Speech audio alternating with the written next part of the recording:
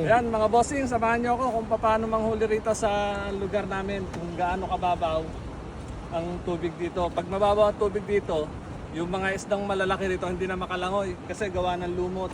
Kaya kasang kinakain nila, tapos pag biglang baba ng tubig dito, yung mga isda hindi na makalangoy.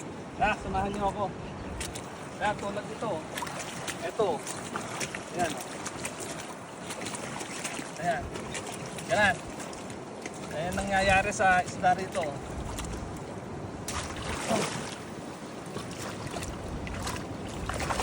Ayan o.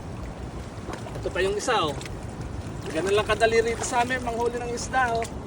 Pag mababaw ang tubig, kailangan matiyempuhan nyo, mababaw ang tubig dito sa lugar namin. O. Ayan. Diba na? Ayun pa o. Buhay yan, kala mo lang patay yan. Ayan o, ganun lang kadali kung paano ulihin dito ang isda. Ayan o. O, kita niyo yan? Ganun lang kadali dito sa lugar namin pag mababaw ang tubig o. Siguro isang piraso nito, mga nasa 1 kilot kalahati o.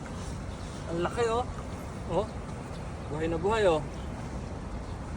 Ang laki. Kaya kung kayo pupunta rito sa lugar namin, sana matimingan nyo yung mababaw ang tubig katulad dito. Mas maganda kung summer, para makachamba kayo ng ganito kalalaking uri ng isda oh. Balikarpa pala sila oh. Lalaki oh. Yan oh. Iba't ibang klaseng karpa yan oh. Ito yung isa oh. Yan oh.